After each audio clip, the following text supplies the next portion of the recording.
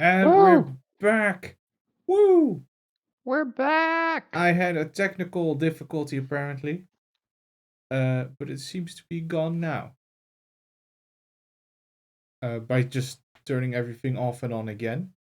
That's not truly a fix, but who knows? We lost some progress, but look what I can do.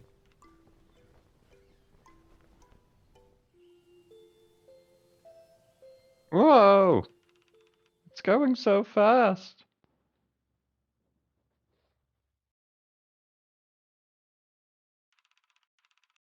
Right to the grilled cheese sandwich.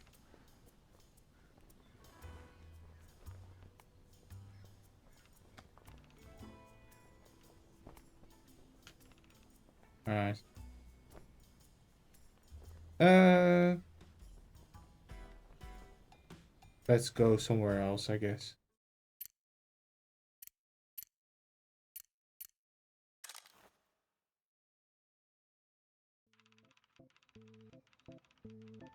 The fair is incredibly busy this time of day. Long lines are forming in front of the food vendors. Seems like everyone's grabbing a bite before the big show. Right in the middle of all the crowds and commotions, I spot Chip. It's pretty easy because of his outfit and his hat. He looks like he's standing in line for the corn dogs and entertaining everyone around him while he waits. You can also just keep an eye out for the vacuum of intelligence. Okay. Feeling my eyes on him, he turns around and smiles. Oh, hi! Come here! Sorry, everyone, this is my friend Mr. Jones. I promise he's not cutting in line, we just have some business to discuss. So you've got to excuse me. Oh, it's my turn? 2 corn dogs and a large fry, please, and thank you. After the crowd reluctantly disperses and Chip grabs his treats, he comes over to me and hands me a corn dog. Did you just purchase a single fry? Yeah, here. Oh, come on, I can tell you are hungry just by that look on your face. He can see me hesitate, so he shakes the stick in his hand and pushes it in front of my face. Come on, take one. Oh, eat and talk. I accept. Chip takes a big bite out of his, uses his free hand to open the bag of fries, and shares them with me. Yummy. Is this your dinner? Mm-hmm. Don't people who work here have catering? Of course we do. I'm just skipping it in favor of the lovely corn dogs. I'm a clown of the people. Besides, this way I won't have to go back to my train. Why don't you want to go back to your train car? I just don't want to see my roommate's smug face today. You've met Echo, right? You know we live together? But how do you know your roommate will be there? I don't know. Maybe he's thinking the same thing and he's out dodging me. You don't like each other, but it seems like you have a lot in common. What? Take that back. We're nothing alike. The only thing we have in common is how much we don't like each other. That was just... What did Sun Tzu say? Know thine enemy? He could be dodging me too, but I'm not gonna risk it. Besides, this way I get to have corn dogs, one of mankind's greatest inventions. He swallows the last of the corn dog and turns his face focused to the fry. Do you want any more of those? Oh no, I'm good. You can have them. Wait, you've read Sun Tzu? Alright, watch this. He opens his mouth wide and pours the rest of the bag down his mouth, demolishing them in a second. Some of the spectators, I didn't realize there were people still watching, applaud. Chip gulps down the fries and bows to them in acknowledgement. And then he leans into me to whisper. Anyway, what about you? How are you doing? What about me? We are departing Togi tonight in just a few hours. You aren't following us to another city, are you? No, of course not. Then your clock's ticking. Tick-tock, tick-tock. Your reputation as a detective is under threat if you don't manage to solve this case. To be honest, my bigger motivator is to check. Ooh, that too. Anyway, if there's anything I can help with, let me know. I do have a few questions. Did you know about the secret romance? So, Oh my you god. knew about Aideen and Rolf's relationship. Sure, if that is what you want to call it. I know Red is trying to be super sneaky about it, and I don't think she knows that I know. But come on. Red might be good at keeping a secret, but you couldn't pay the big guy to keep it off his face. So does everyone else know about it? No, I think it's pretty obvious if you know what to look for, but not everyone is as perceptive as yours truly. The rest don't give a shit. Bossman surely never pays attention to this sort of thing, though. I think that's mostly intentional. The little birdie would probably flip out if she knew. Yeah. And since nothing has caught fire yet or has been filled with spiders recently, I assume she doesn't know yet. And I doubt How about Pinocchio... that? Yeah. That was true up until like 10 minutes ago. And I doubt Pinocchio even understands the concept of the birds and the bees. He has a nickname for everyone, huh? So yeah, no one else knows but me. And you do now. Which gives me a perfect opportunity. Oh, What? Now if the secret gets out, she's gonna think you did it. Well, are you really going to... Who are you going to tell? If an opportunity comes up. Now, wouldn't it be fun if I told you who did it? He winks at me. Okay. Circus secrets. I heard something about people in the circus. Maybe you could tell me if there's any truth to it. Uh-oh, what did you hear? I heard you guys don't trust outsiders. Is that true? You are an outsider. What makes you think I'll answer honestly? Just kidding, it's absolutely true. Carnies are some of the weirdest people. You are one of them. Of course, look at me. But I didn't used to be one, you know. When I first joined the circus, I had the same feeling you did. People here so secretive and so weird.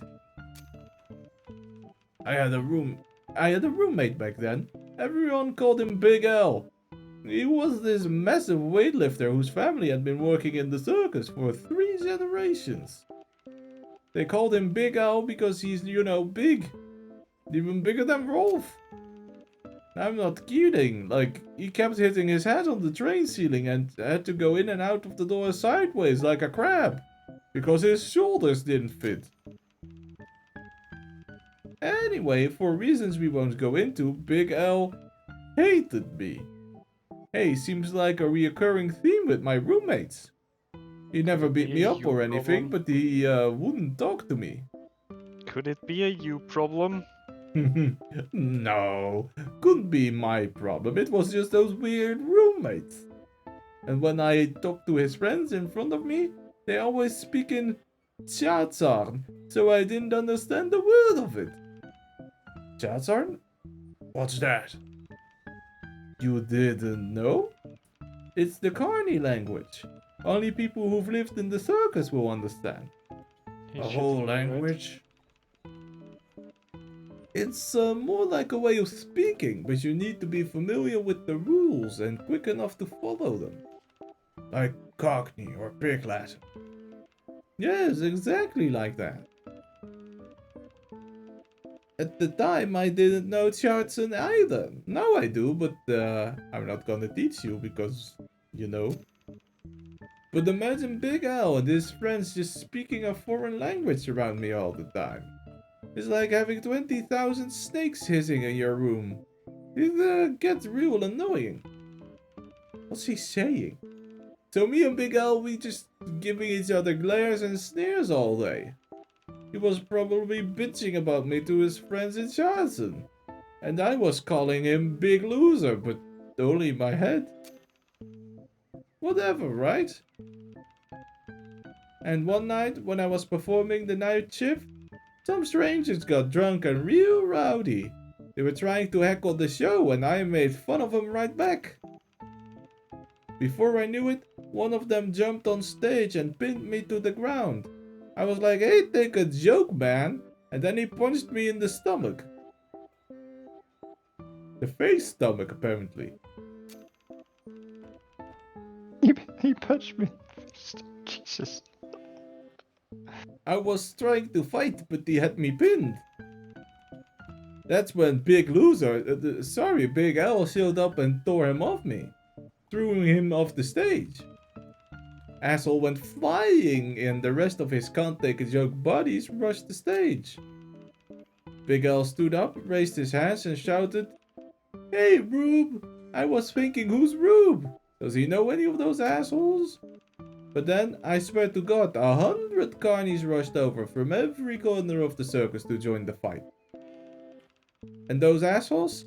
Their own moms wouldn't have recognized their bloody faces if they somehow managed to crawl back home. Jesus. So hey Rube is kind of like a Mayday code in Charleston. It's not Charleston, but it's carny code all the same. And it saved my life, or at least saved me from a beating. Now I'm an old carny. I kind of understand how it can feel like us against them. Do you really think the townies trust us? No, after you murdered several people back then, Yeah, they just beat them to a bloody pulp. they never returned home, right? Yeah, Fed them So- to the lion then. yeah. So as much as we carnies might be weird and secretive, we stick together. Can't complain about that.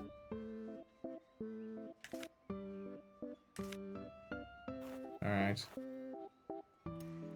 That's enough of you for now. I'm pretty sure several people got killed that evening. Mm-hmm.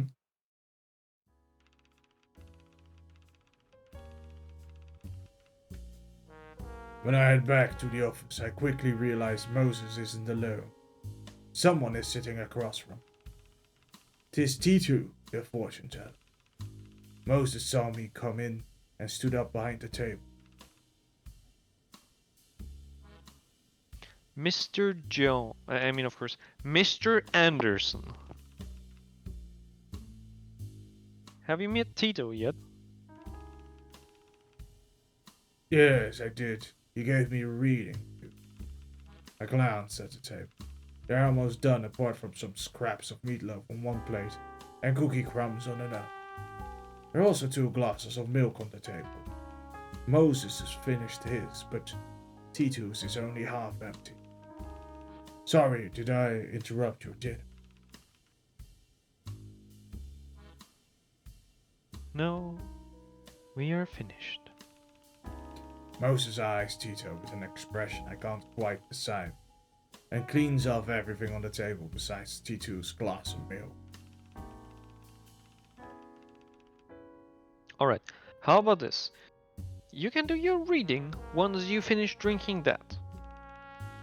Tito sighs and picks up the glass, while turning to me to explain. I was just about to do a reading for Moses. Oh, should I? It's okay. If he says so, I'm okay with you watching. Tito closes his eyes and downs the milk, while pulling out a tarot deck from his pocket. Does he carry those everywhere?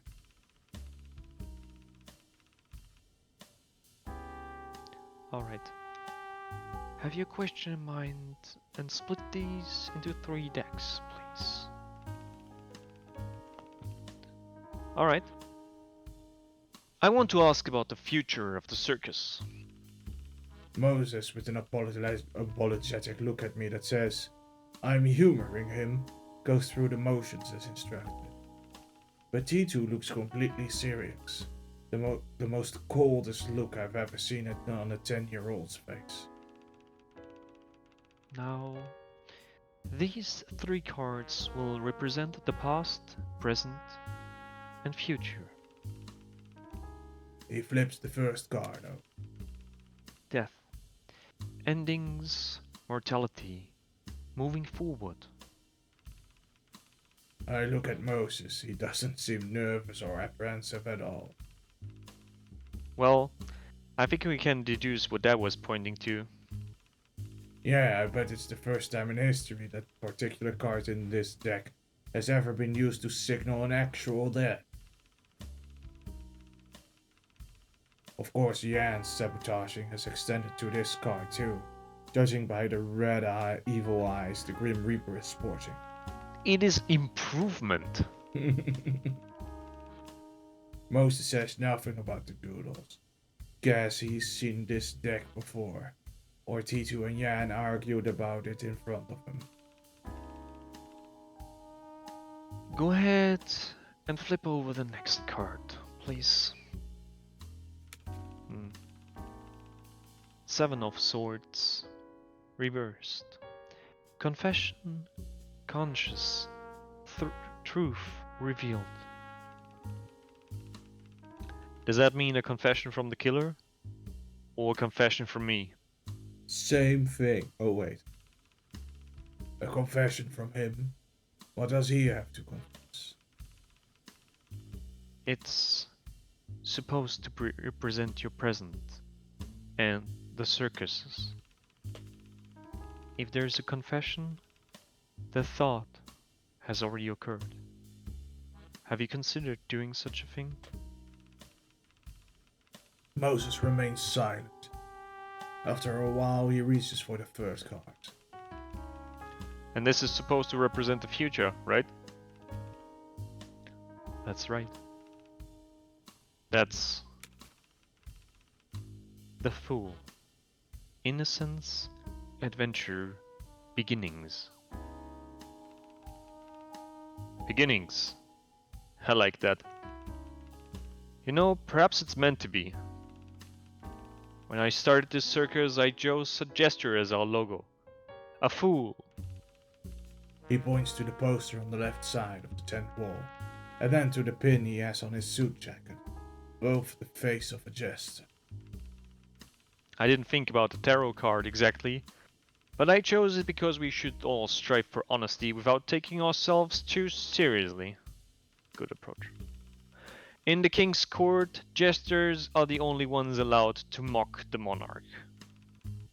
A commoner in a costume can often shed light on truths too hard for the aristocrats and the royal advisors to say until he is beheaded. The circus exists to entertain, therefore the jester would be here to remind us that entertaining can mean different things. It can mean to excite, to educate, to inspire, and I think perhaps to tell the truth when it matters.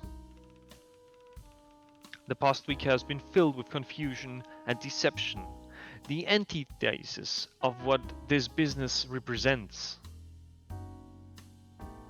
Yeah. No, Stephen, it does not. Sorry, I have some thinking to do. And Mr. Jones, I hope you can help us find the truth as well. I will try my best. Right. Sorry about the turn that has taken, Tito. Thank you for the reading, as always. You've definitely left me with something to think about. Mr. Jones, would you like to chat? Sure, I have a few questions. You wanted to say that does not make sense with the antithesis. It does indeed not. So there is this secret romance. Did you There's know a there might secret be... romance that we're telling now everyone. Did you know there might be something between Aideen and Rolf? Mr. Jones, do you have employees? Yeah, I have a secretary. Do you ask her about her romantic interests? She's married, 60 years old, but point taken.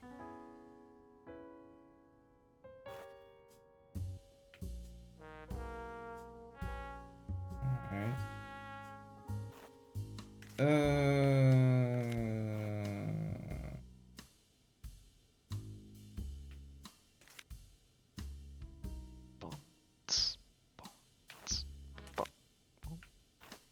What would be good to Trick revealed. So I spoke with Aideen about the knife throwing. The secret behind. What secret? Well, Wait, yeah, I wasn't sure you'd want to know because of the whole trade secret thing. well, you've already spoiled it by making me aware there is a secret to be found. What? You mean you thought they were actually throwing knives at people? He stands up straight and adjusts his glasses, looking much more like the sharp businessman of his reputation than the tired, burdened man he's appeared to be so far today. What's left is not hard to guess. I had been wondering when she'd had the time to train for knife throwing. She's a magician, not a knife thrower. Most of the magic relies on three things: sleight of hand, illusion, and misdirection. Tell me I pronounced it correctly this time? It is. Misdirection is, No, slide. a sleight of hand, yeah. Because I pronounced it differently sometime and then there were three The people making fun of me. The There's slay a of slay. hand? It's the slay of hand. No, you said it correctly. sleight I of will hand. slay you, Steph, if you're trying to teach me wrong. That sounds very kinky. Oh my. Oh no, I meant the violent way. Definitely the violent way. Violent way. Exactly, we'll call it in Slay a queen? terrible way of marrying Japanese and English. We'll call it the Vaiolo do, the way of violence.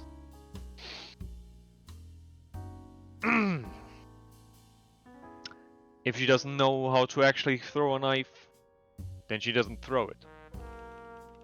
The throw is sleight of hand. The knife hitting the board must be an illusion, and Aideen is the misdirection. Top marks.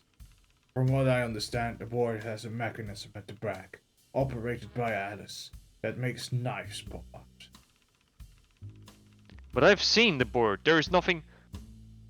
Ah, that one must be a duplicate. More misdirection. Did you truly know none of it before? Sounds like I didn't need to tell you any of it. I really didn't know. Is that hard to believe that Hattie was trained in knife throwing? Or that someone could throw knives with this level of skill? We have people who swallow fire and walk on wires. Sometimes also the opposite way. Naturally, we'd assume something that could be accomplished with skill doesn't need to be accomplished with trickery. The genius of this act, Mr. Jones, is that no one knew to look for a trick. Okay. Sometimes they eat wires and walk on fire. Walk on fire. Ask for the key. Right.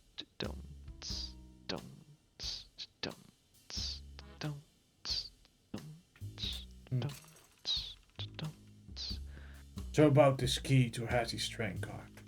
I was wondering if you knew who else would have a copy of the key. Who else? I don't know.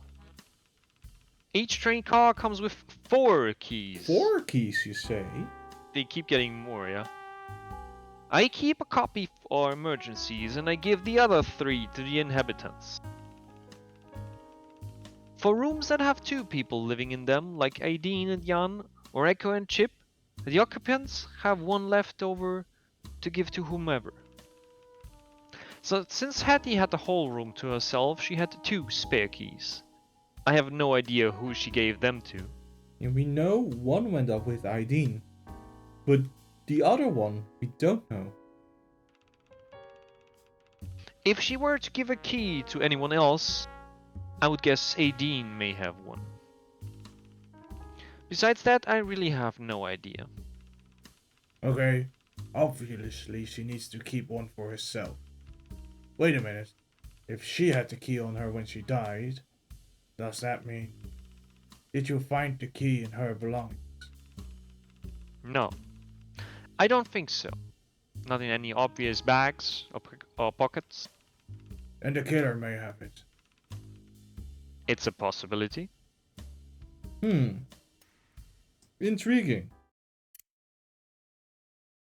You know, 3 keys makes it actually more kind of realistic because apartments also come with 3 keys. I see. Right. Well, Do you... after you. Just go. What is this? The key to Hattie's train car. Have you been inside? Is it haunted? Yes and no. Okay, then why are you showing me this? I don't want to go in. You're useless. You're useless to me. That's how you treat the nice man who gave you a corn dog? He was useful then. Now not so much. Is that the key to Hattie's room? Where did you get that? Moses gave me a copy. Oh, right. Have you been to her room yet? Alright. We talked about the trophy. And that right there probably saved you an action point. Yeah.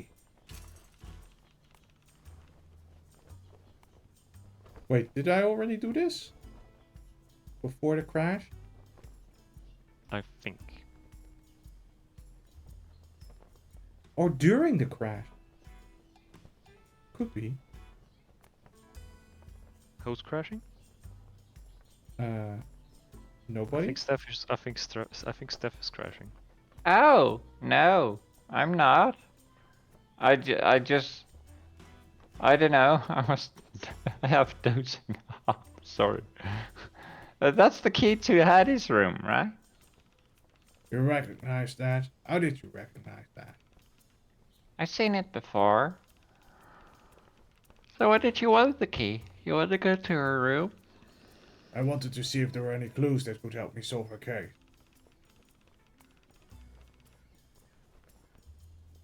She didn't die in there. She died in the tent. The tent is gone now. I know that, but there could still be things to tell me about her. Which then might tell me about why she was killed. Don't we want to... Do you always go through dead people's houses? We've had this, right? Yes, we did. Oh. Sometimes it seems crime tells me enough. Before Mhm. the stream crashed and burned, yeah. Sherlock.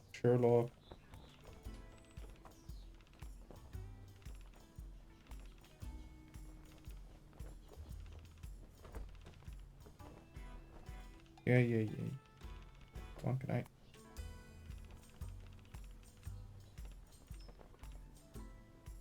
Okay. Well, that was also useless. No, we asked everyone about the key that's available right now.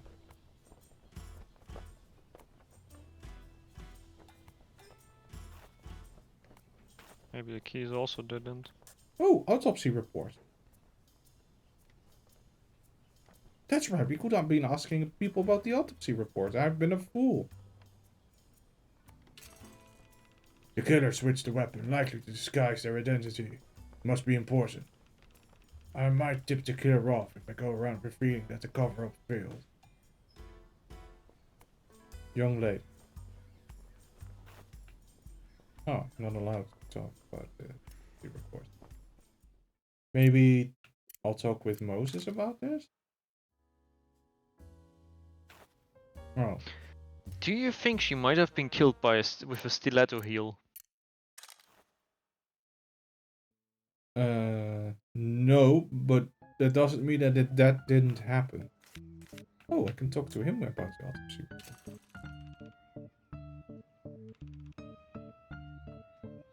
I'm not allowed to talk to him about the autopsy report.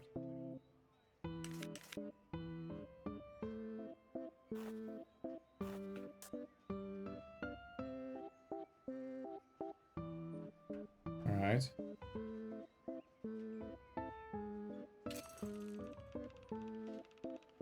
See? I'm an honest, upstanding citizen who was telling the truth the whole time. Honestly, if I were making something up, I wouldn't say anything about organizing my head collection.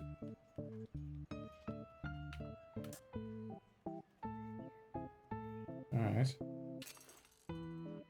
Oh. So I guess he did see someone. He wasn't trying to set me up.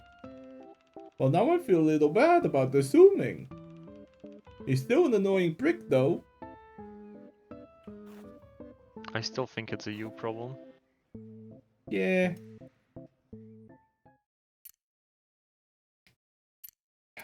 Uh...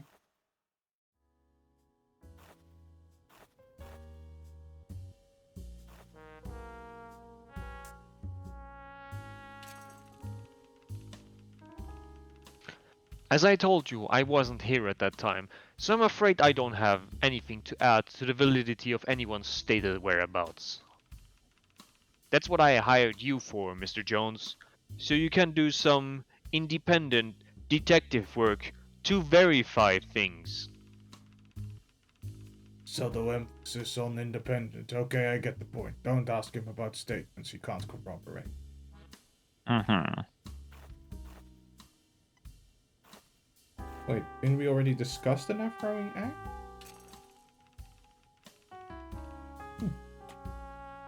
How did Aideen and Hattie start performing the knife throwing act? Oh yeah, the trick revealed is what I asked about. I think it was a few months after Hattie got here. She and Aideen had been getting close, but I had no idea they were planning something like that. And one day Aideen came into my office with Hattie, all mysterious, and said they had been working on something together, and that it was finally ready. So I asked them what the act was. Hattie told me it was easier to show than to explain. I was skeptical, but we waited until after the big show the next day. I sat alone in the stands. They pretended like there was a whole audience around me, with dramatic appearances and pauses for applause. And then they wheeled out this big board. I was confused. Hattie clapped once, and the lights went down. And the two spotlights came back on.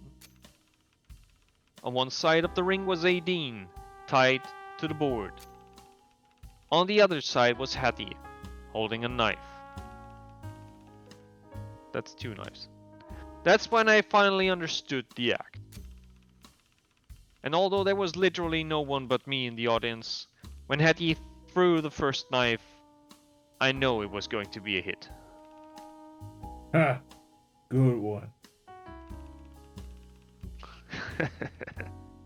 Anyway, I understood why they insisted on me seeing a full dress rehearsal. It's an act of skill, of course, but the theatrics are equally important. The audience needs to be at the edge of their seats. And I was. I discussed it with them separately and confirmed they were both confident and comfortable with the act. A few weeks later, they performed it for the first time to thunderous applause.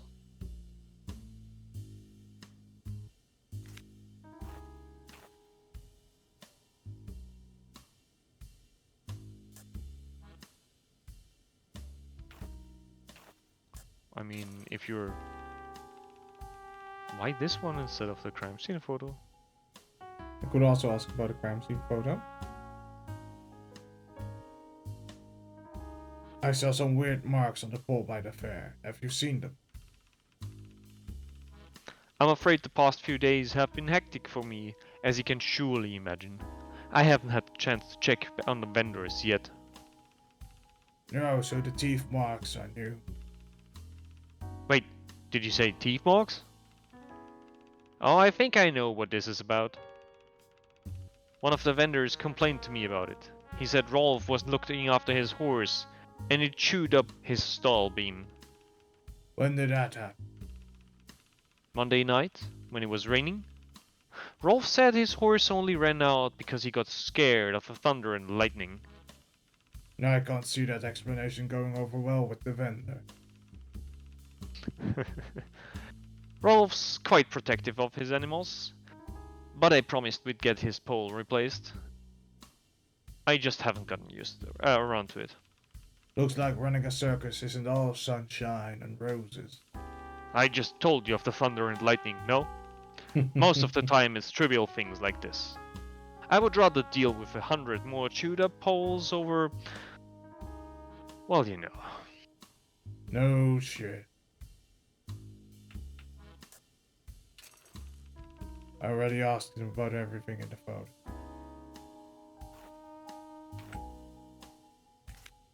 Alright. One more question. I'm gonna ask it to ID.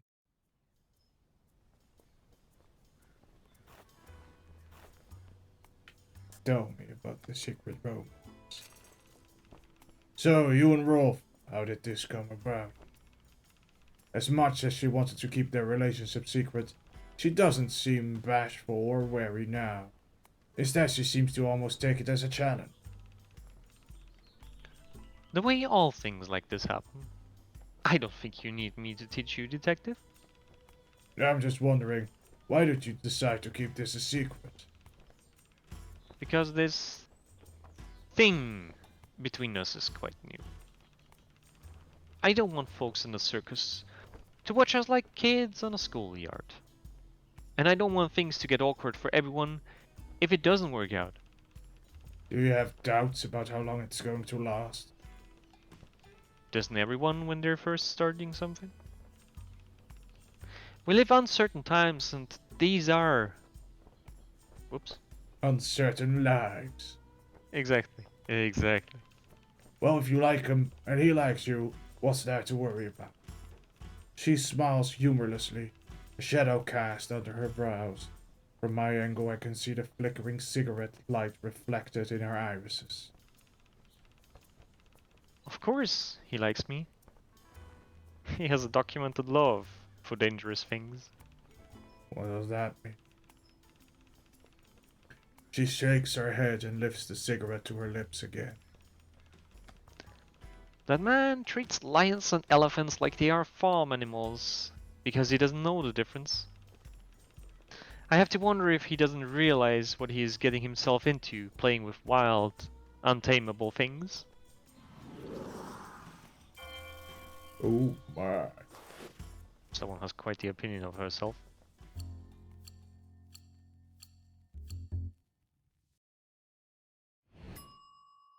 Alright. Steven, I have doubts. Time. I have a lot of doubts if we're actually solving this murder. It'll be fine. It'll be fine. I'm a genius.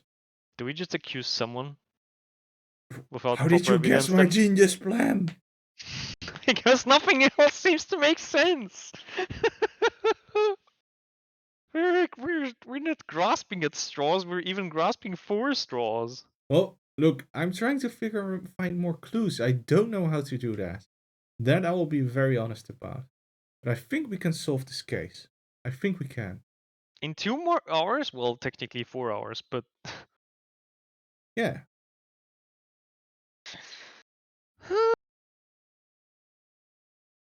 The big show is starting, and the big top becomes the brightest tent in the slowly darkening landscape. I can see the crowds drifting towards it from all avenues, like rivers joining the sea. The you rest mean of like the rivers in the landscape, desert? like Sorry. water in a dry land. The rest of the landscape becomes quiet and empty. It's the perfect time to have clandestine meetings with suspected murderers in train cars, once belonging to recently deceased victims. Faint sounds of the crowd and music from the big top begins to fade as I walk towards the train. I can now hear my heart beat in my chest and my blood flow through my ears. I can hear the cogs turning in my head. I Can should have hear oiled the them. bell of destiny ringing. I approach the train, no sign of light. I can't tell if there's anyone or anything inside. This is it. The note said the door will be open. I try the handle and feel no resistance. One hand reaches for the gun on my thigh. I open the door carefully with the other. And immediately gunned down Jan. The room is dark. Aw. There's no one inside. What happened to I will be waiting? Is this a trap somehow? What reason could they have? To kill me for my silence? To somehow coerce or bribe me? But what even makes the killer think this will work anyway? Speaking of which, I'm not totally sure that this was from the killer. I'm the one you're looking for? Who would write that if not the killer, though? I can Is barely this a see. A prank? Is this a split personality murder? Oh, that's actually also pretty smart. I can barely see, but I'm not sure I should risk turning on the lights. Too easy to spot for both the writer of the note and anyone who might pass by. I wait for a few minutes, but it looks like the sender is a no-show. What a waste of time. Or at least I got into Hattie's train car. Maybe this was the sender's goal. That there's something here they want me to see, hence the elaborate ploy to get me inside. As my eyes start adjusting to the darkness, I begin looking around to see if I can spot anything interesting. I can't read in this light, but there's some newspaper clipping and maps on the wall. On the other I think I side got of it. It's Little Lee. Little Lee is the killer. Little Lee. On the other side of the room is her bed and a mountain of luggage, tied down to the train car, nothing notable. I set my sights on the desk and the cabinet next to me. I can see something glinting on the cabinet. Are these glass trophies? What? I lean in, squinting to get a closer look. Magician of the Decade Award for Excellence in Performance from the American Magicians Society. Is it me, or is it getting even darker in the room? Oh no. Before I even manage to raise my gun toward my head, the shadow behind me moves, bringing something down with incredible speed and force. The last thing I see is the comical red and gold hammer coming straight at my eyes. And the last thing I hear, as my body begins to fall, is the sound of glass shattering. The trophy joining me upon the floor. I never heard the door. They must have been hiding in the car this whole time. If only the light and everything went dark.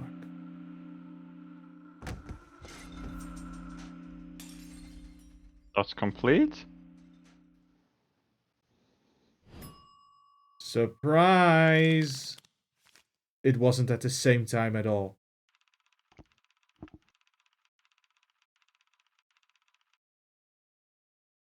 The performance is starting and it seems like everyone in the circus will be busy. I have no one to talk to at this time.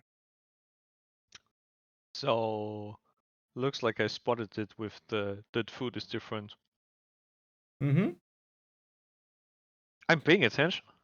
That and So proud. for example, right at the start, the detective saw what he thought was no, well, basically what we thought was Jackie at the time. I don't remember that part. It was at the Calliope. It's just some random person from a food stall. That's the murderer that we didn't talk to at all.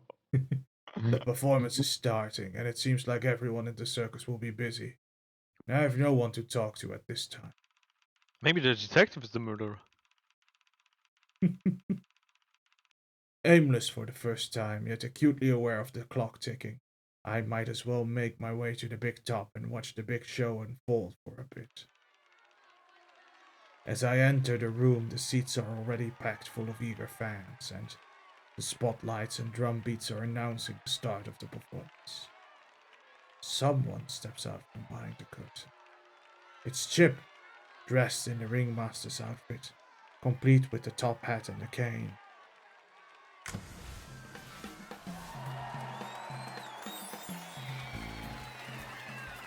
I'm your ringmaster, Chip, and the night of extraordinary sights awaits. Now, esteemed guests, please say hi to your performers tonight.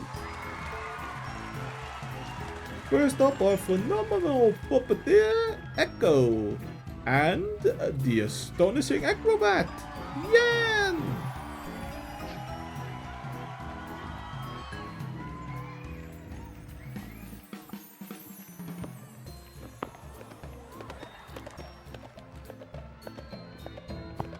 Uh-oh, do you hear the footsteps?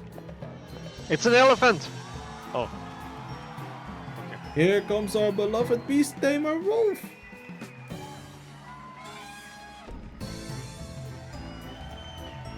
Uh-oh, who's there with the elephant? It's our fabulous fire dancer, Miss Ideen.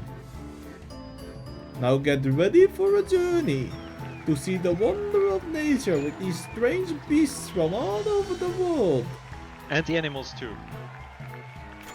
and to witness unimaginable feats of human excellence, or perhaps something a little magical.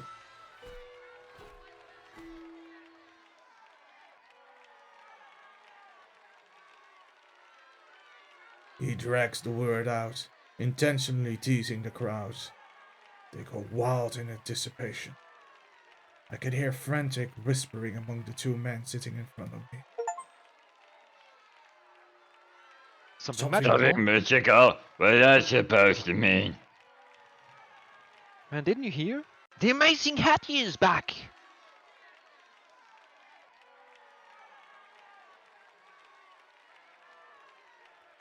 Stuff. What? Are you missing or something? I saw it in the papers.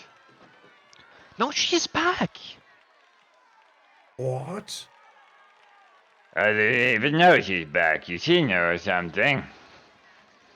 Yeah, I was here last night! Last night? I was here 3 nights in a row, man! They always do the same thing to start introducing everyone here. The day before yesterday, she didn't show up, so I thought she was still missing. But then, BAM! The last hour of the show yesterday, she shows out of nowhere. Scared the hell out of me and everyone else. For real? But what's she doing then? What's up with all these disappearing shit? Something about like an accident? She was dressed differently too. Had a mask and stuff. I tune out their voices as I go over this information in my head. The magician Moses hired to play Hattie was here last night. She did not show up during the opening introductions, but she had already done a closing show. The first show is still moving forward on the stage, but the first act of the night quickly announced and gearing up.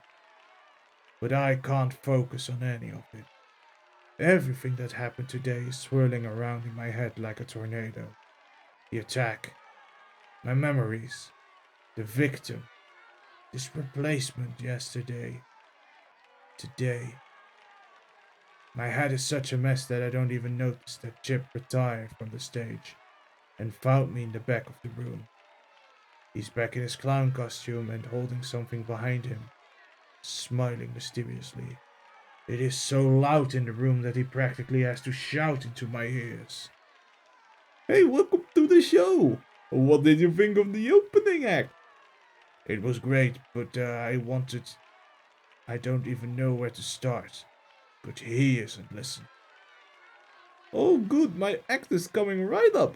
I'm sure you'll love it too. I'm workshopping a new character. I'm thinking of calling him Chip the Demolition Man. What do you think? He winks and pulls out a red and gold hammer from behind, posing to raise it over his head. At the first sight of it, my breath tightens. My heartbeat suddenly speeds up against my will. What is happening? Something feels incredibly wrong. Or incredibly right. I can't. Oh, he's into it.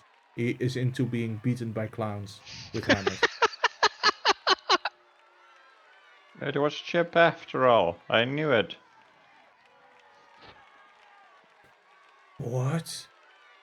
That hammer. Think.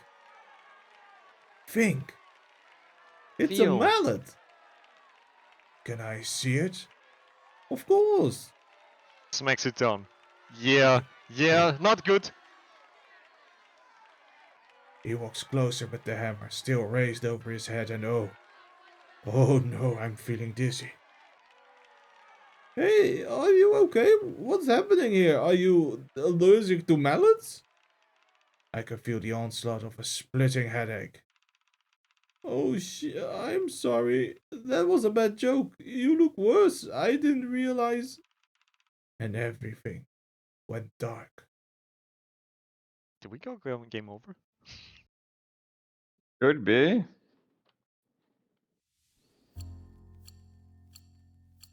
I think we just lost an hour somehow.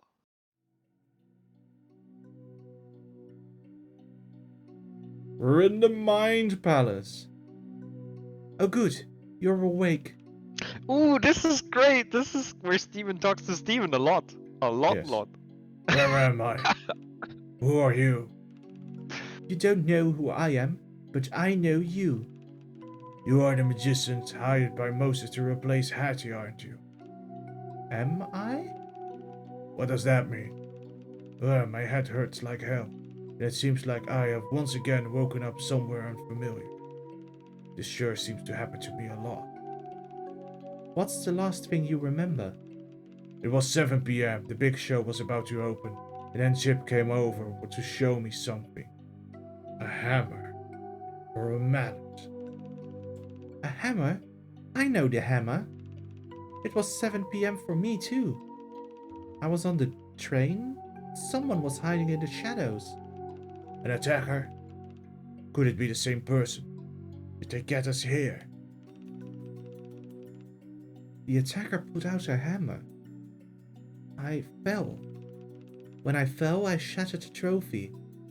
The blue one in the shape of a star. You broke the trophy, but something's not right.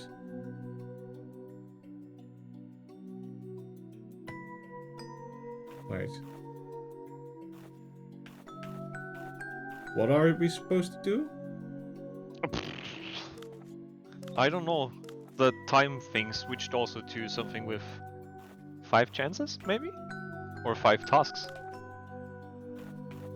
So...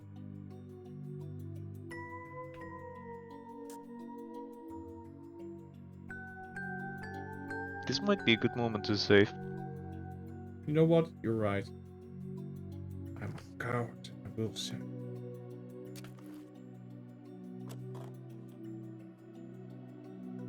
Right.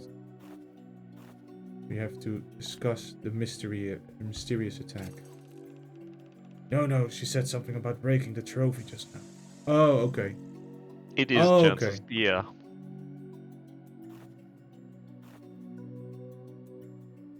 You can also just switch. Okay. Which? What do you mean? Oh no, you already did what I meant. With the shoulder buttons, you have done exactly what I meant. The trophy. Yes, something's wrong with the trophy. When I saw it earlier today, before 7 p.m., it was already broken. How could you have broken it? No, the trophy was intact before I was attacked. It must be because there were 2 identical trophies, someone glued the shards back together, you had broken the trophy before I ever saw it. Well, that's Yeah, the third the one. last one. Yes, that must be it. The glass shards I saw were the trophy you had broken. But I only ever saw it after you had broken it. How could that be possible?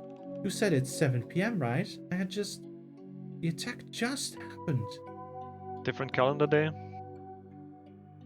Someone messed with the clock, one of us misremembered the time. 7 o'clock on which day? Yeah. What do you mean on which day? On which Have you day heard did of a you calendar? break the trophy? Oh. Oh. Hattie died this Monday, didn't she? Yes. It's Sunday for me. It's the last day of the performance. Moses said they will be leaving tonight. It must be some time before Sunday for you. What day is it? I'm not... Something that was puzzling me before finally comes to the front of my mind. I think I know. You do? Yeah, she was there again 2 days ago. Was said during the performance. So it's on Yeah. Sunday but Friday. I don't know. I was not paying that much attention. Yeah, the audience said she was Said here 2 2 days ago. So Sunday Friday. -2 is Friday. Yeah. No, that's not right. I think about what the two Oh. folks said when the big show started. Yeah, I was also doubting because he said, "Oh, I've been here for like 3 days," and she wasn't there, and then suddenly she was. So I guess it was yesterday. Okay, then it was yesterday. Okay. Yeah, but I understand the confusion. I was also uncertain. Obviously, there's an achievement here for getting this right without any misses. Whatever. Okay, so Saturday it was then. Yes, that must be right. The two people that sat in front of me, they said, Do you really have to- Yeah, we just did that. yeah, so here, I was there 3 nights in a row. They always do the same thing. The day before yesterday, she didn't show up, so I thought she was still missing. But then, bam, the last hour of the show yesterday, she shows up. Yeah, yesterday. Okay, fine. That couldn't have been Hattie, obviously. The only reason they brought Hattie back on stage was you. But that wasn't me. Someone ambushed me in the train car. It was a trap. The letter they sent me. Yeah, but think about the reason. Why attack you?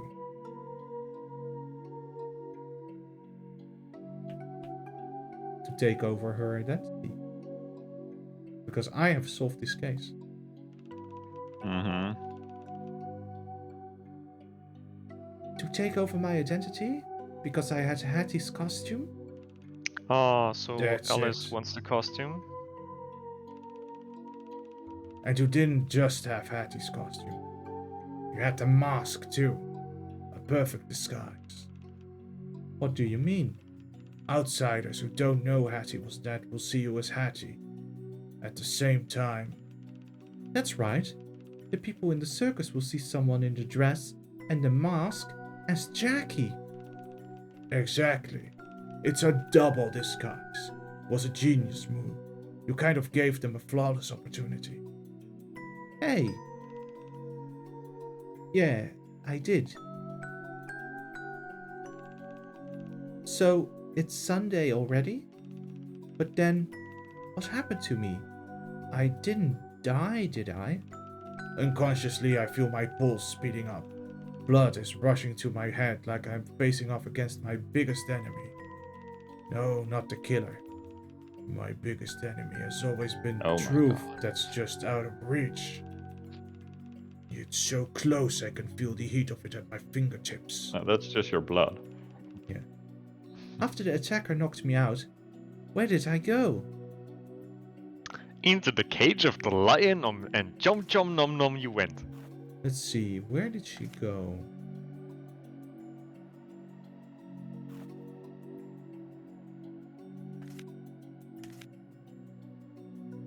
So...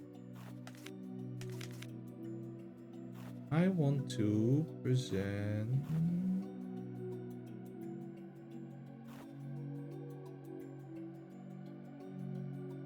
Let's see, what says something about where she went?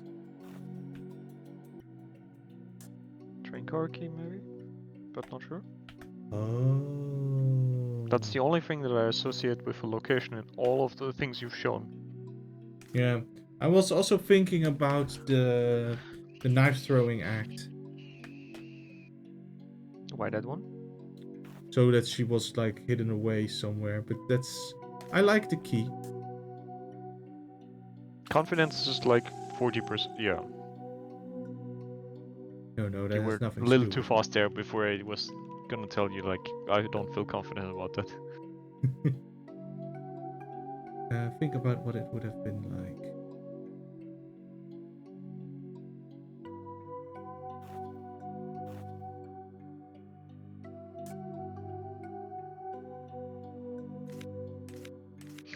Wait a moment. I have an idea. Mm-hmm. They took our money and our clothes so they could set her into a train and send her away. Hey, that could very well be it. Because They- she didn't have any clothes now. That would be a way could to be. get rid of the body, I guess. Yeah. Just send Uh, her away. Not to let Jacket see if there's if you still have the topic of assault. I do. Should I try? Yeah. Yes, it all makes sense now. Very well done. Very well done. The Decker needed Hattie's costume, so the clothes were taken off her back. And the impact trauma from the hammer or mallet caused amnesia. The so-called mind reading. Why someone so conveniently appeared when no one outside of the circus was supposed to know about Hattie's death. Why Moses thought I was late. They are The same person? the same person. What? Wait, but what about the letter? The letter from Hattie. Where did it come from? It had her signature, didn't it? I can explain that. I cannot.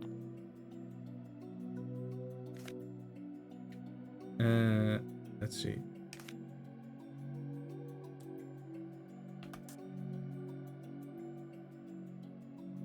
I think it's this thing that I have to present here. It was not. No. We're like one chance away from dying. Amazing Hattie. I'm really happy that I told you to save.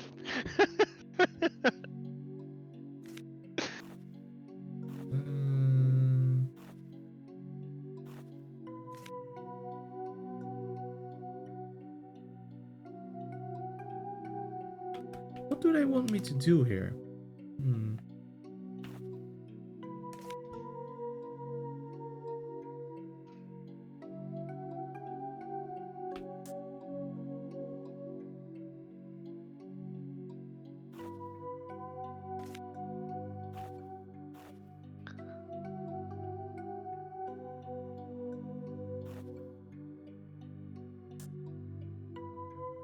Did we ever solve the glasses?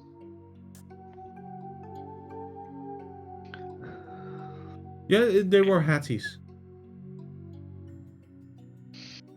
So,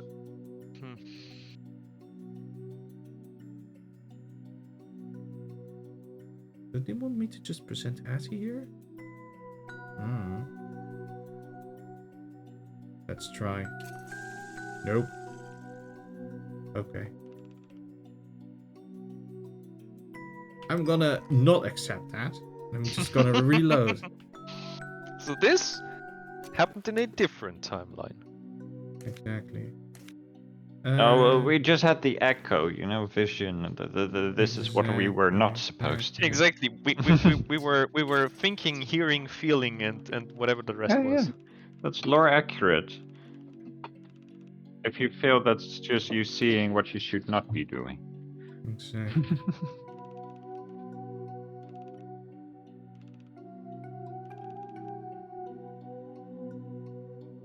On which day? Steven, press the fast button, please. Yeah, but I'm afraid that it then will cycles to a selection. Yeah, but we know the selections. Yeah, but if I click through like this, go fast, fast, fast, fast. Ah, okay. You're thinking that it auto-selects something. Got it.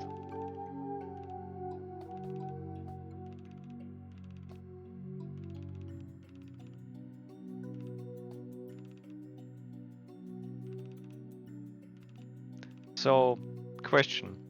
Are we the same person? Or is it the coworker from the detectiving? But that's also a good idea. Well, what do you actually. mean with the same person? I think Jackie's a woman Jackie- and detective is a man. That's my point.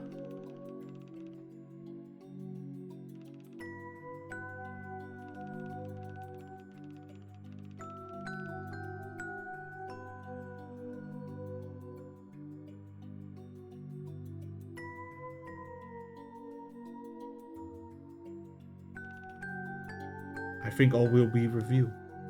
Mhm. In the next episode of Stephen Voss plays. What was the name again? Death Trick Double Blind. Yeah, exactly. Stephen Voss plays Devdrick Double Blind. What I said from the first time. No. I don't know what they're meaning here. Signed by the Amazing Hattie. How could that happen? How could... What are they asking me? How could it have her signature? Give me the.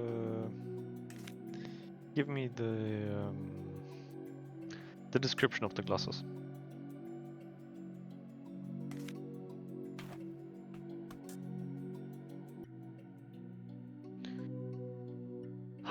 Oh, they tricked... No.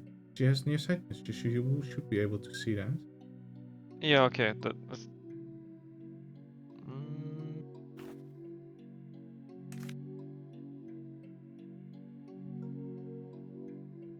I tried about Detective Jones already. what is the text again? Oh, they don't show us the text anymore. Hmm. Oh, but I can get it back like this. Oh, thank you. I think the letter was signed Letter by was a- signed by Amazing Hattie.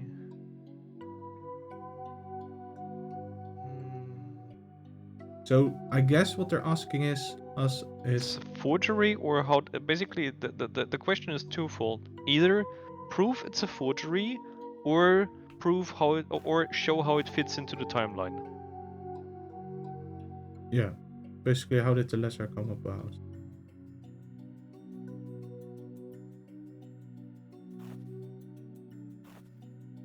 No apprentices? Is that what they want me to? You could copy the. You could copy the signature from the excuse from one of the letters that, Oh, wait. that she and Wait, I think the circus flyer has it.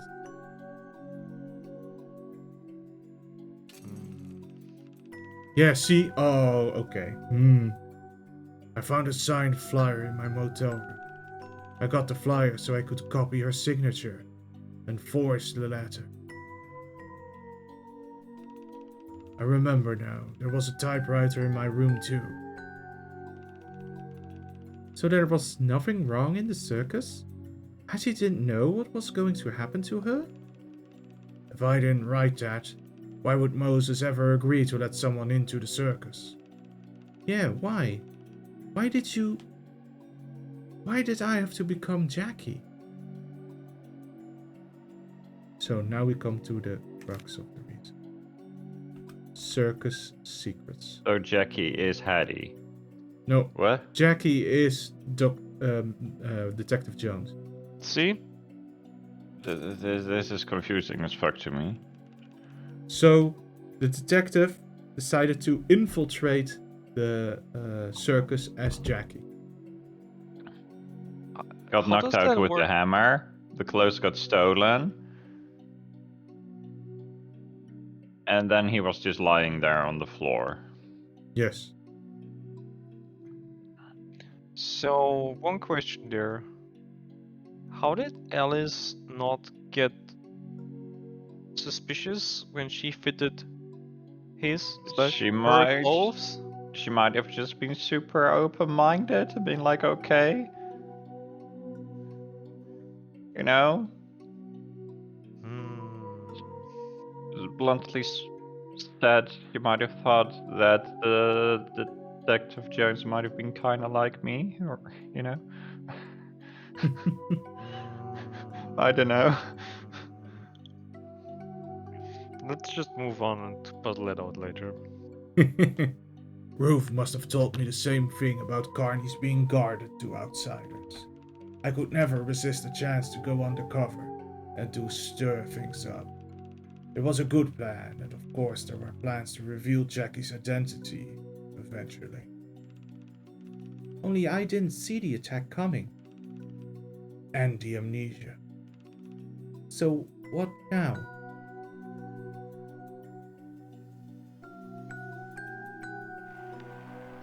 Thunk, Funkadong. Hard think.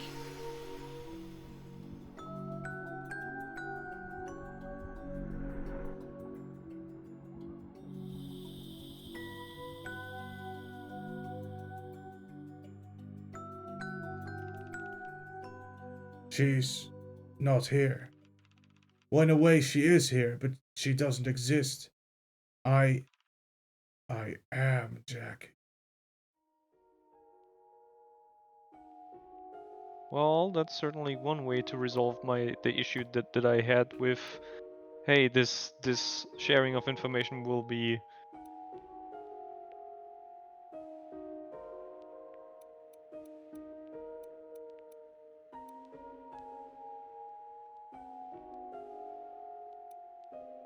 Okay. In chronological order, left to right. So, first, the murder happens. Oh, I've drag and dropped them. Okay. First, the murder. Then, we got contacted.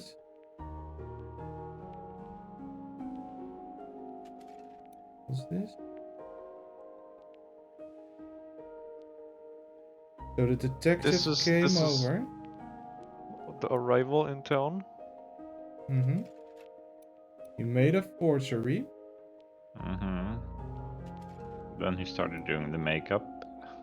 And he disguised himself Apparently as... very good at. Yes. Then he convinced Moses. Introduced. Uh, That's one way he was walking around his himself. no, So this the is hammer? So this is later. Yeah, this is later. So The hammer. The hammer. Yes. Hammer time? Right. Then the thing Trophy. fell. He woke up. Woke up. Saw someone posing as Jackie. Mhm. Saw him, her, themselves. One of those. Yes. And And then the hammer reminded him. I think this is correct. Okay.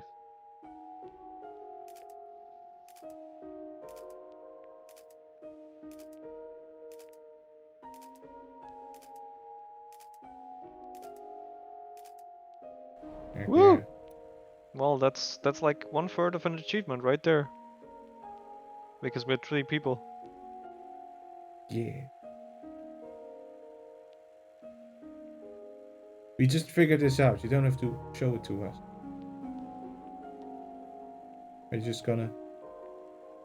Well, I guess They're someone gonna made show the it to us. animations. They should have shown this and then done the check marks on this. Yeah, they should have. Bonk. Bonk.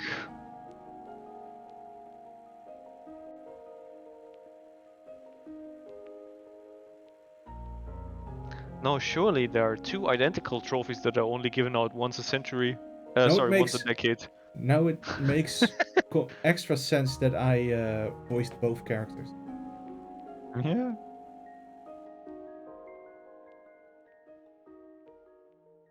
I know you're secret imposter looking for me. Come to the train 3 at 7 p.m. Sharp, the door will be open. I will be waiting. But if that was me, Joe, Jackie, all me, then who was the Hattie I saw at the Calliope? The same person that ambushed me in the train car. I think this is it. Oh, it must be the same person that ambushed me in the train car. The clues are all in the costume. The Hattie I saw was wearing the same costume that Jackie was wearing, including the boots and the mask. Okay, look for the size 9 boots and we're done here. Let's go home. The boots were Alice's new adjustment and the mask was mine. No way anyone would have a copy of those lying around. No, they were taken directly from me. And that's why I woke up half naked today. It wasn't because of a robber looking for money, or because of some kind of evil plot. They did it specifically for the clothes I was wearing and the identity I'd assumed.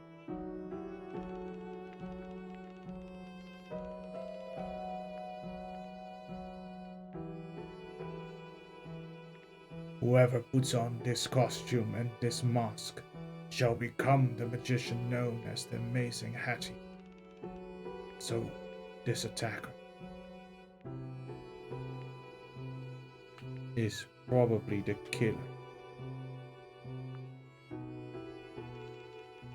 Is probably the one who kills Hattie. I can't be completely sure yet, but all the signs point to the same perpetrator committing both crimes. I mean, the note itself even said looking for me. The logic works. As I told Moses earlier, if the killer had a reason to get Hattie out of the way, that would be a reason to strike against the replacement too. My vision is beginning to narrow.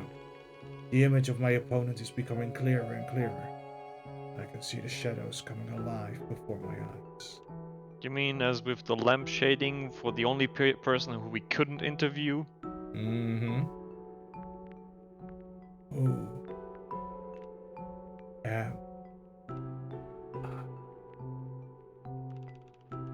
I think it's time to come to a conclusion. To answer the last question. Who killed the Amazing Hattie? Jan. It was Jan. No, it was Alice. Pretty sure.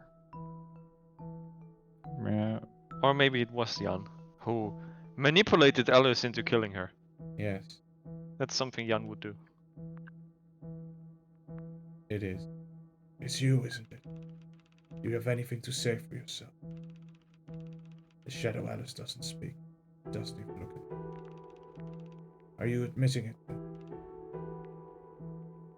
Why?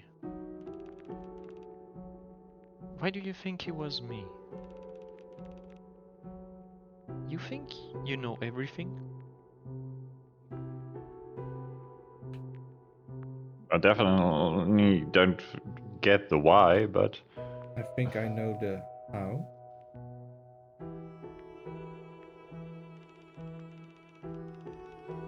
I think I know the how you could have pulled it off. And now we have all the clues.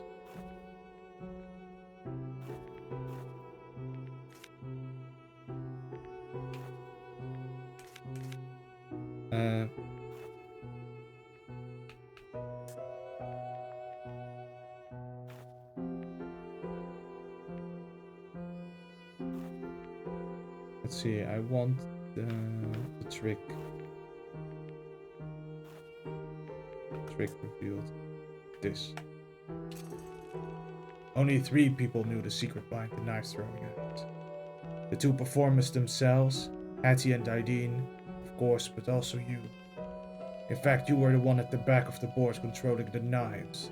You've been the invisible 3rd member of the performance team from the very start. Is there a point to this? The point is that it would have been easy for you to invite Hattie to the storage tent to discuss the act, both as a mechanic and as her collaborator. It would have been easy to catch her unawares and commit a crime. Speculation at best. It works out great for you, doesn't it? Because no one else knew that you were so involved in the trick. When they see the scene, they'd all point their fingers at the other public face, Nadine. Why don't you think it was her? I did consider her, but everything else points towards you, you'll see. She bites her lips and croaks. Is that all? I think I know. The when is actually the one I'm shaking off, but the why is the big reveal. Yeah, fine, I'll do that. The why? Ooh. Either I have to present irreplaceable, but I think I have to do the big plan. Hattie was planning to leave the circus, and you were the one she chose to take her place. If I were the apprentice, and I'm not saying I am, why does that mean I have motive? I think, counterintuitively, maybe you didn't want her to go. After all, you said it yourself. She was irreplaceable, right? No one can separate her from the circus, not Jackie, this strange magician that showed up from nowhere in her costume. Not you, her chosen successor, which must be why you kept saying you were not ready. And perhaps not even herself. You think you understand me? You think you know what I was thinking? You got mad at me for disparaging her act. You clearly had a lot of respect for her. But the circus had been your dream, hasn't it? You ran away from home to come. But I can understand why you would be angry over that decision. That's insane. No one would ever believe that reason. See, now you're trying to tell its slant and claiming innocence. You're saying that you don't think the others will find it credible.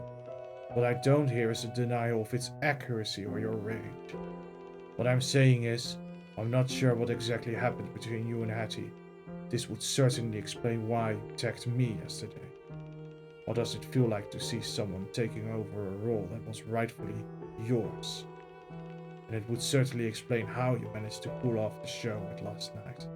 Alice playing Jackie playing Hattie. She bites her lips and croaks. Is that all? I think I know the when. I think I know the when you had the opportunity to do it. I never managed to get your testimony on it, but I think I've pieced it together.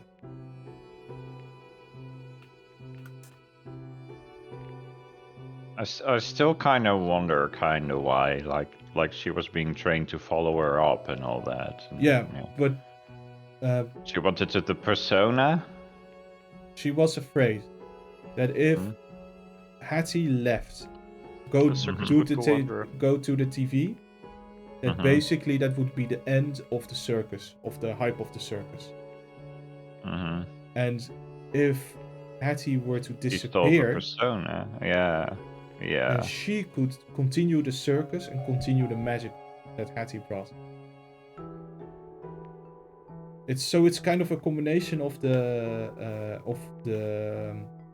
financial irreplaceable and irreplaceable. The big plan.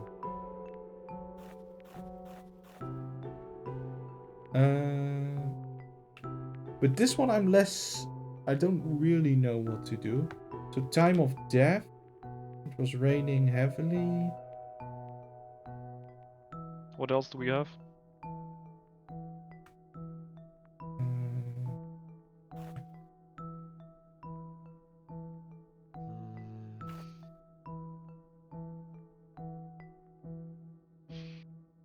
I still don't get how the horse thing plays into all of this. Is this relevant for I, the for the time at some longest point? time, thought that the horse was how he got knocked out. Yeah, I thought that too at some point. But I think it was a red herring.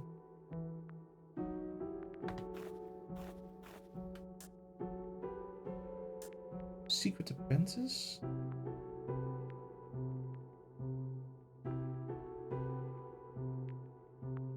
Maybe it's just as simple as the time of death.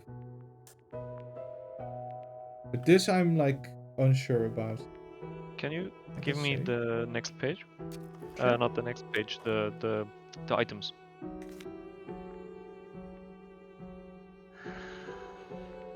Next.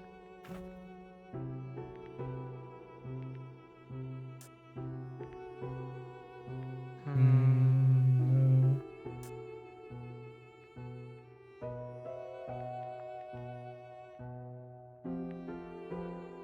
Autopsy report.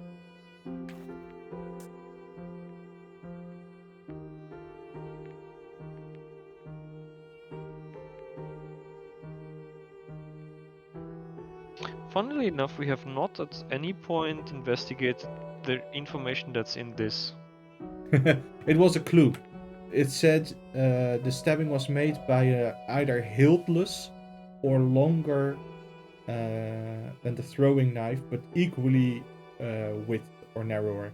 So that hints to the knives they used to stick through the board to basically indicate that the knife was thrown, right? Those have to be longer and either just as wide or narrower. And they don't need a hilt. Huh?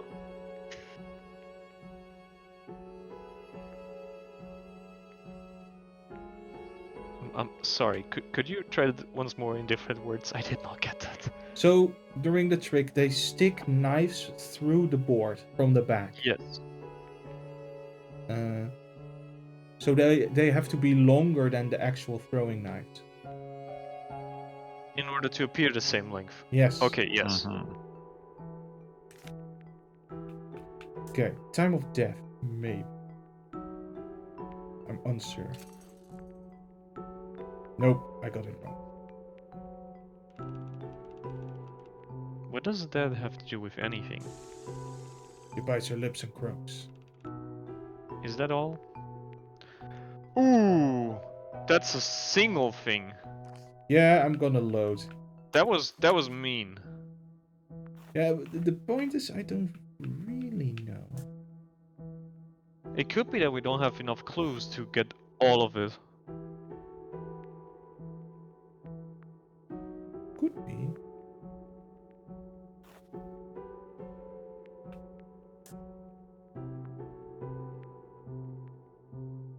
This gives you nothing about the time.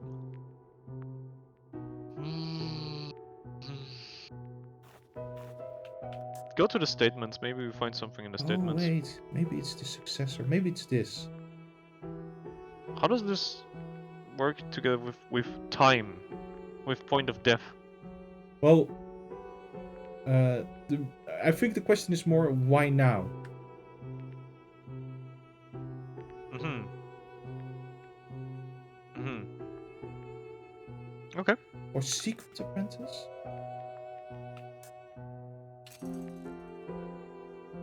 Nope. Okay. Damn it. Maybe I'm. I don't like the oh yeah you get one shot and then it's out. Yeah, But especially if it it's could not. be the game trying to tell you that you don't have enough info. I'm on the fence on that one.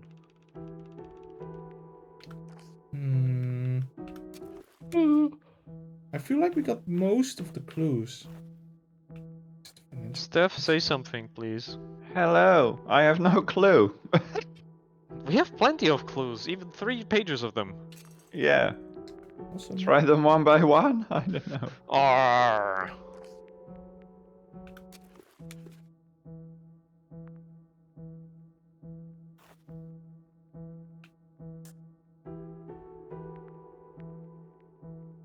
Monday during storm.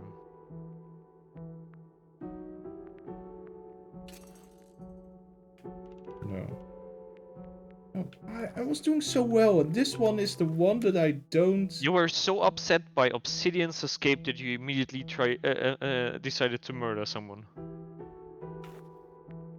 No? Oh, wait, secret romance.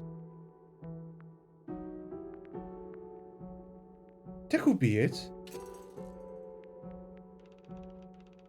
Yeah, what does that have to do with anything?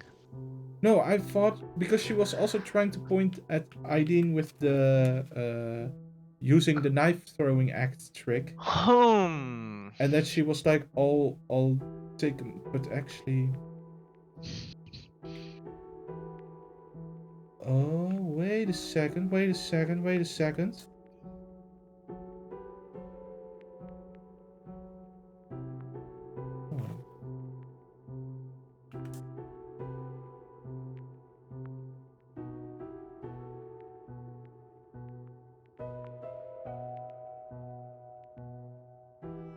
This one might have info. If it's really about the time, but it's not about the. No, it's not about the. It's not about the time of murder. It's apparently really of the what's the motivation for doing it now? Could be. Wait, what? Went to stable to find Alice to close down the Yeah. crime scene. Yeah. Hmm. Yeah, there we go. That's it. Okay. So she had to create like a certain sort of alibi for herself. And maybe that's also how Obsidian comes in there.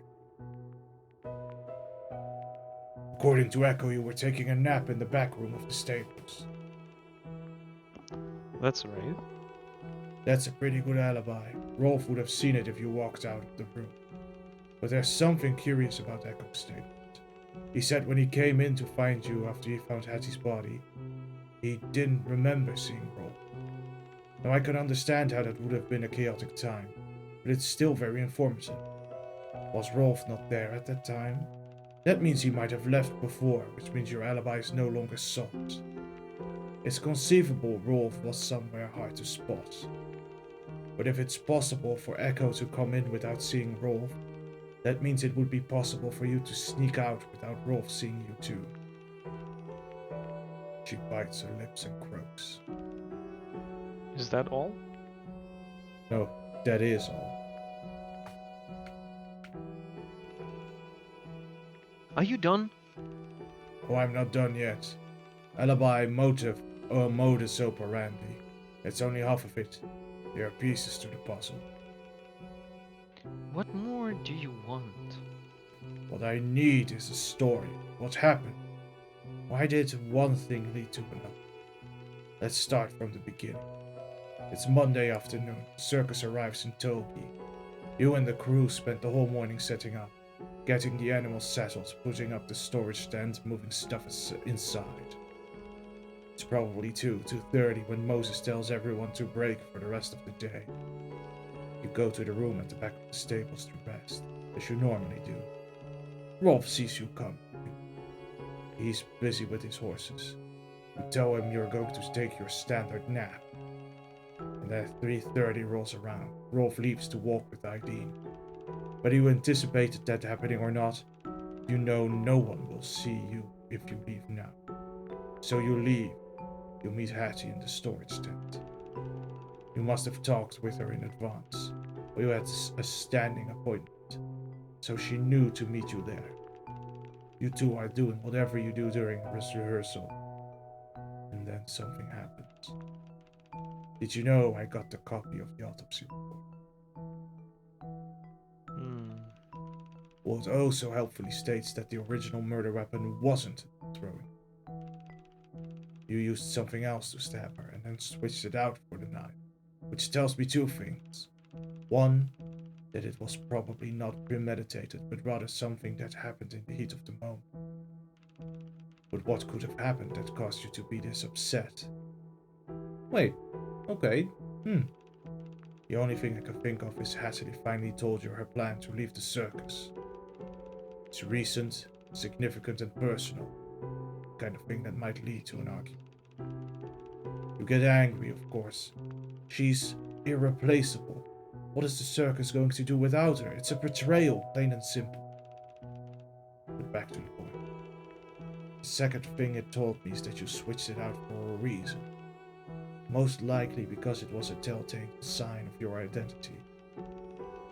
Now, the autopsy report said the original murder weapon could have been thicker, duller, narrower or equal in width, with a longer blade or hilts. You think I have something like that? I know you have something like that. I've seen it. She laughs a little manically. You have, haven't you? More accurately, Jackie has. You used your scissors, didn't you? Oh, I guess I got that wrong.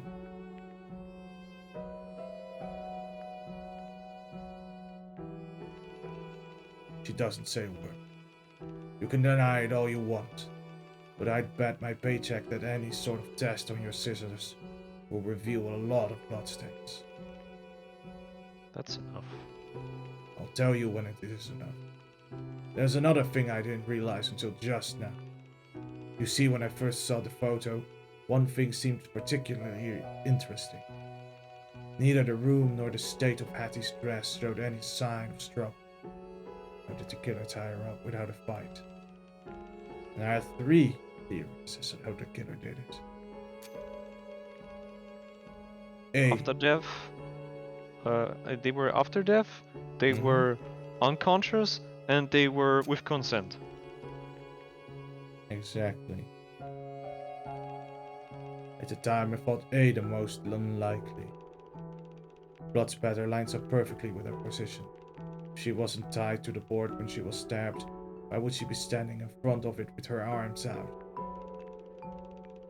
But let's look at the other options. B. She was tied when she was unconscious. Moses confirms there was no visible head wounds. Guess those are reserved for me. And the autopsy report rules out drugs. C. She was tied up voluntarily, like in some sort of final test for the knife throwing act. But then, thanks to the lovely mirror in the room at that angle, I figured out the board in the room wasn't the only one you actually used for the trick, was it? There was no mechanism at the back. And Hattie knew that. So it couldn't have been practice. She would have known that was nonsense. You see, I'm not a big fan of novels, especially detective novels. I am one, but I did read some, just to see what all the fuss was about. And I have to give this to this Doyle guy. His books were pretty good. One quote has stuck with me for years.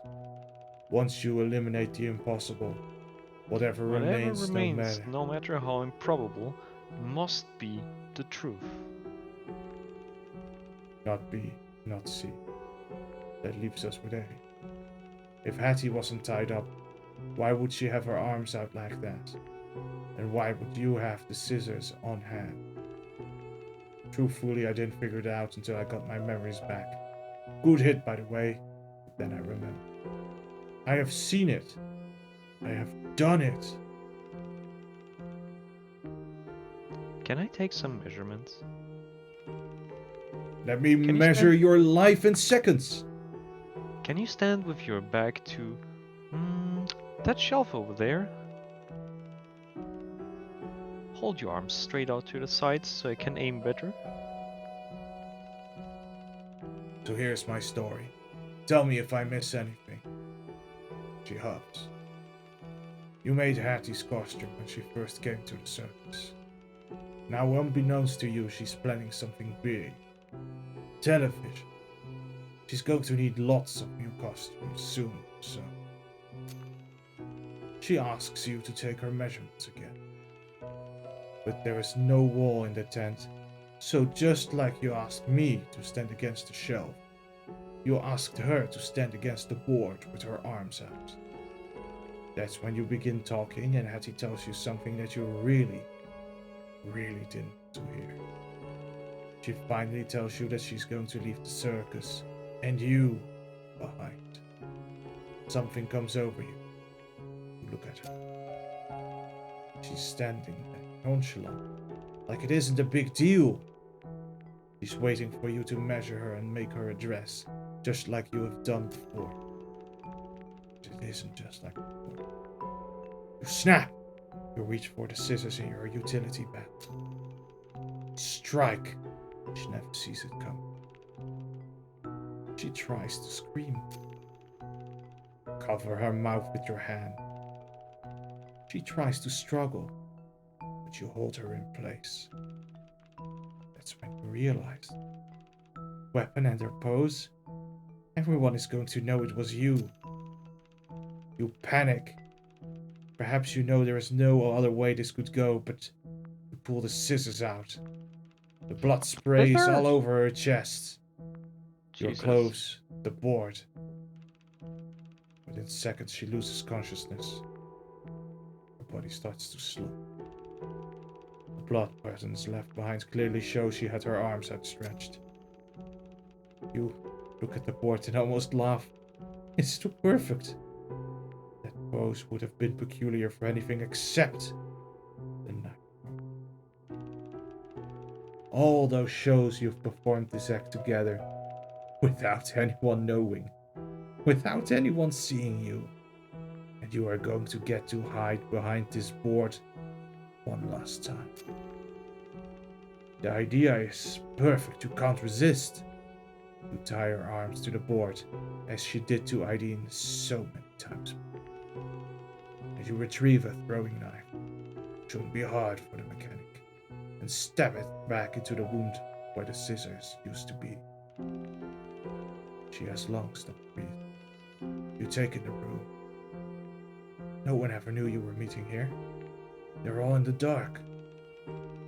No one even knew you were her apprentice. And they never will. Maybe you grab something to change into, or to cover yourself. And then you leave the tent, toss your bloody clothing, wipe down the scissors, and carefully make your way to the back of the stable. Just your luck, Rolf still isn't back yet.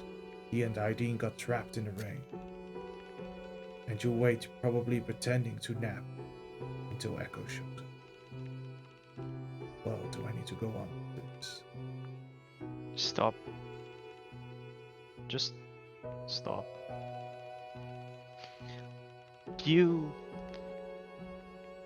I knew from the moment Jackie showed up that something was wrong. Oh, since you mentioned it. Of course I showed up as Jackie, convinced Moses to let me pretend to be Hattie. Of course I didn't realize at that point he thought I was the apprentice Hattie spoke of. And you didn't know I had a bogus leather. Otherwise you'd have been able to tell much sooner. Because you knew there was nothing going on in the circus, and that Hattie couldn't have known about her fate. But it still threw a wrench in your plan. Now you have a decision to make. Do you do nothing and watch some stupid stranger parade around in your beloved circus and take the place of your beloved mentor who you murdered? Or do you do something? That's when the plan formed. You wrote an anonymous letter. You even had the balls to deliver it yourself, pretending like you didn't know where it came from. You found a hammer that happened to be lying around. Perfect weapon. And then you waited until just before the clock struck 7.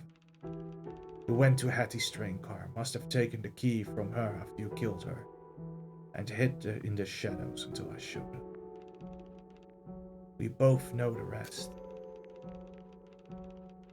After you knocked me out, you took off the costume that I was wearing, Hattie's costume, and my mask. That's when you found out I was in disguise.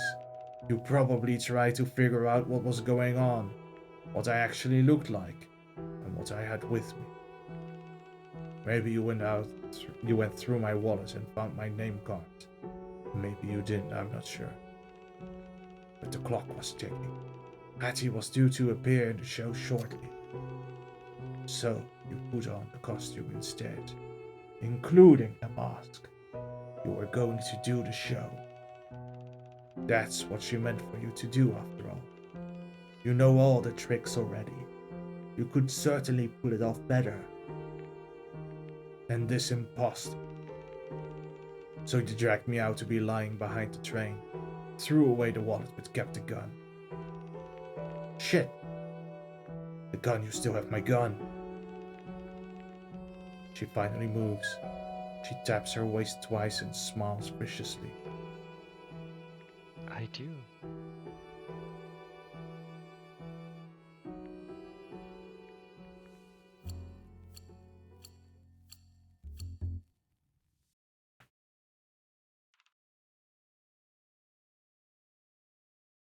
Alright. I think we'll call it here. Yeah. Big Yeah. reveal. Wow. Solve the murder.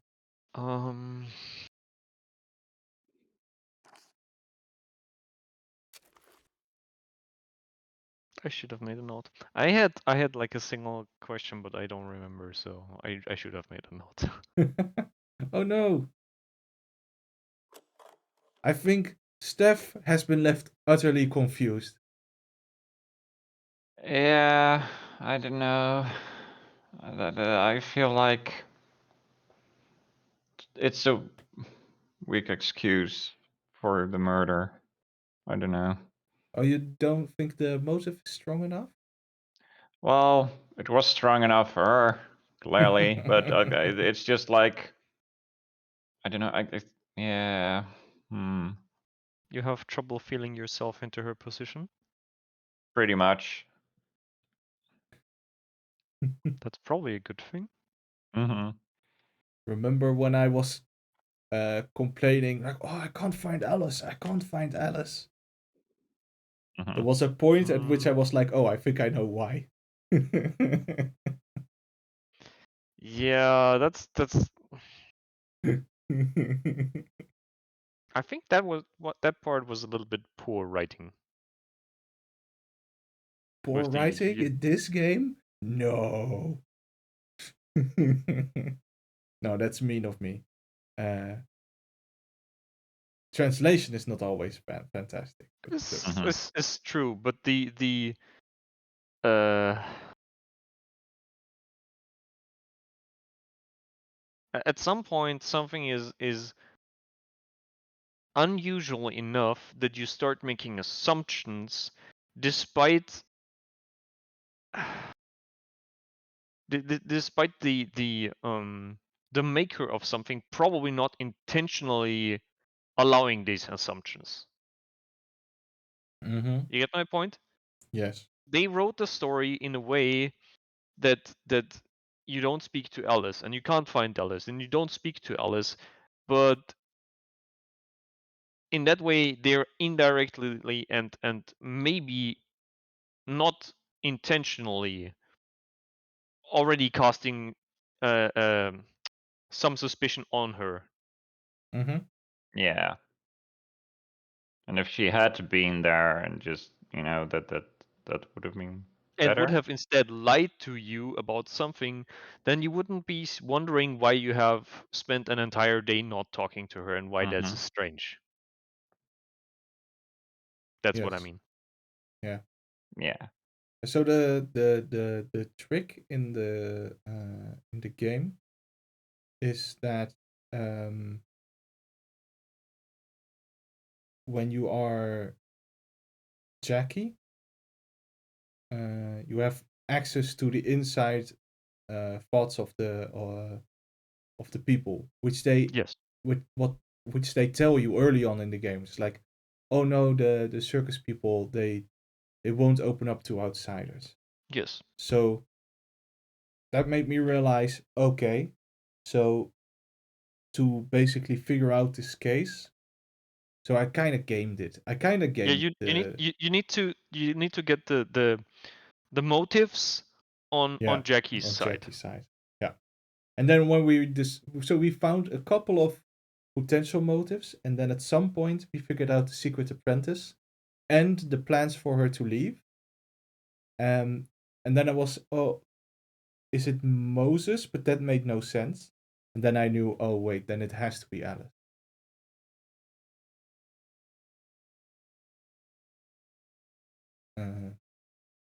And I thought that she did it with the knives from the mechanism, Mm, but I guess not.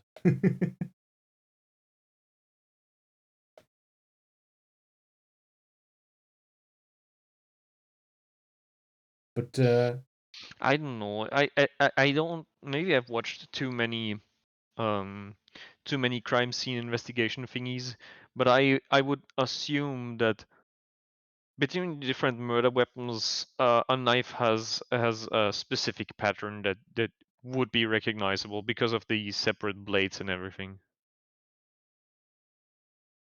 it could be. I don't know.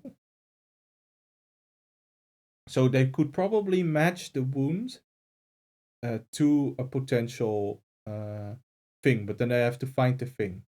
I don't think they can just look at the wound and say, oh, it's this. But they can say, oh, this scissors is Yes. consistent with the wound.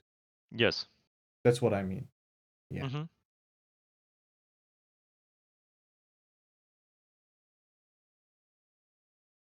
Well, one more session to go. The big conclusion.